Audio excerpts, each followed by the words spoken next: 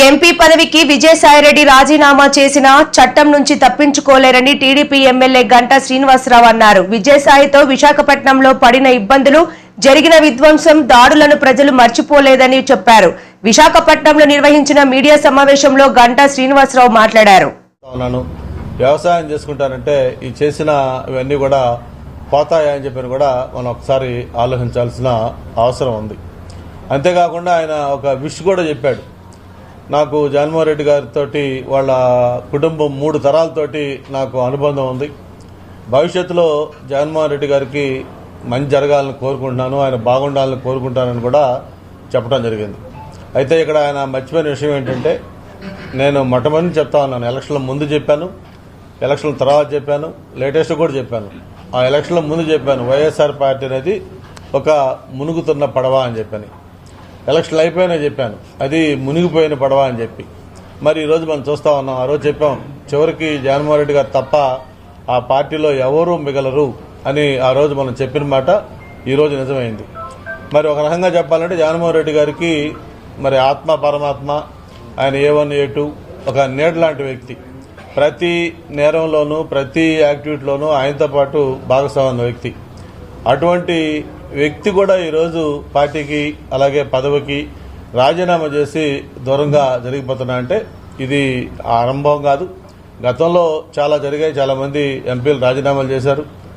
మోపిదేవి వెంకటరమణ గారు చేశారు, కృష్ణయ్య చేశాడు, అలాగే బేదా మస్తారావు చేశారు. ఇంకా రేపంబాబు మళ్ళీ మన అయోధ్య రామిరెడ్డి గారు అంటా ఉన్నారు, మన జిల్లా నుంచి ఒక రాజ్యసభ సభ్యులు అంటా ఉన్నారు. ఇట్లా రకరకాల పేర్లు చెప్తా ఉన్నారు. వీళ్లతో పాటు అలాగే ఓడిపోయిన పాత నాయకులు, మంత్రులు, బాలినేని శ్రీనివాసరెడ్డి గారు కావచ్చు, ఉదయభాను కావచ్చు, ఇలాంటి వాళ్ళు. అలాగే విశాఖపట్నం తీసుకుంటే మన భీమిలి ఇన్ఛార్జి ఉన్న అవంతి శ్రీనివాసరావు రాజీనామా చేశారు. ఇట్లా రోజు పేపరు తెరిస్తే ఏదో ఒక రాజీనామా, పార్టీకి బై చెప్తున్న వార్తలు మనం వింటా ఉన్నాం. అంటే ఇవన్నీ ఎలక్షన్లలో పార్టీలు ఓడిపోవటాలు, మళ్ళీ ఎలక్షన్ల తర్వాత మళ్ళీ అవకాశం ఉంటే గెలవటాలు, ఇవన్నీ సహజం జరుగుతూ ఉంటాయి. కానీ ఒక రాజకీయ పార్టీ ఇంత సంక్షోభాలను కూరుకుపోవటం అంటే ఇక పార్టీ మనుగడ ఏంటి అని చెప్పి నాయకులు కూడా ఆలోచించుకునే పరిస్థితికి పార్టీ వచ్చిందంటే అది జగన్మోహన్ రెడ్డి గారి యొక్క యాటిట్యూడే ప్రధాన కారణం. మరి ఈరోజు జగన్మోహన్ రెడ్డి గారు ఏదైతే వైఎస్ఆర్ పార్టీ ఉందన్నది అదనేది గతంలో చెప్పినట్టుగా అది ఒక చరిత్రలో మిగిలిపోబోతున్న పార్టీ. ఆయన ఎన్ని మాటలు చెప్పినా, ఎన్ని వాళ్ళ నాయకులు మిగిలిన ఒకరిద్దరు ఏదో ట్వీట్లు చేస్తున్నా సరే, ప్రజల్లో ఈరోజు వైఎస్ఆర్ పార్టీ అంటే దానికి మొత్తం నిజ స్వరూపం బయటపడిపోయింది. ఒక పక్క స్టీల్ ప్లాంట్కి మొన్ననే ఒక రివైవల్ ప్యాకేజ్ ఇచ్చారు, దాదాపు 12,000 కోట్లు.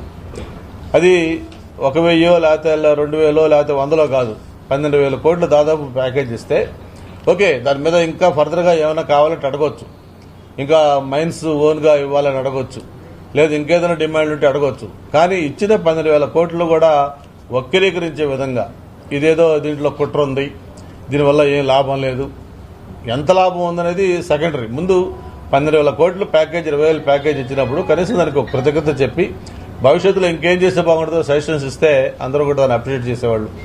కానీ ఈ వైఎస్ఆర్సీపీ నాయకులు ఏదో చెప్తారు, కళ్ళుండి చూడలేని కబోతుల్లాగా. మరి చేస్తున్న ఈ కార్యక్రమాలను కూడా అప్రిషియేట్ చేయలేక మరి ప్రభుత్వం వచ్చిన వెంటనే మనం చెప్పడం జరిగింది. చంద్రబాబు నాయుడు గారు ఏదైతే విజయనగరం జిల్లాలో ఉన్న మ్యాంగనీస్ గల్లుంటే ఆ గల్లుని లీజు పొడిగించడం జరిగింది.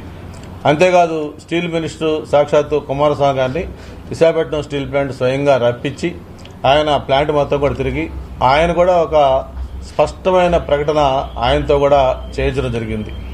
అంతేకాదు మరి ఈ ప్యాకేజ్ సంబంధించి పవన్ కళ్యాణ్ గారు కానీ, చంద్రబాబు నాయుడు గారు కానీ, రాష్ట్రంలో ఉన్న ఎంపీలు కానివ్వండి, మొత్తం అందరూ కూడా మోడీ గారిని ప్రత్యేకంగా కలిసి స్టీల్ ప్లాంట్ యొక్క ప్రాధాన్యత చెప్పి అది ఎలాంటి ఎమోషనల్గా ఆంధ్రప్రదేశ్ కనెక్ట్ అయ్యింది, ఎంతమంది ప్రాణత్యాగంతో ఆ స్టీల్ ప్లాంట్ సాధించుకున్నాం, ఏ విధంగా విశాఖపట్నం చిత్రాన్ని మార్చిన పరిశ్రమ అది, ఎలాగా ఎమోషనల్గా అందరికి కనెక్ట్ అయ్యి ఉంది, ఇవన్నీ కూడా చెప్పి ఎట్టి పరిస్థితుల్లో కూడా స్టీల్ ప్లాంట్ కాపాడుకోవాలని చెప్పి ముఖ్యమంత్రి గారు, ఉప ముఖ్యమంత్రి గారు, ఎంపీలు అందరూ కూడా యొక్క కృషితోటి ఆ ప్యాకేజ్ 20,000 ప్యాకేజ్ మనం తెచ్చుకోగలిగాం.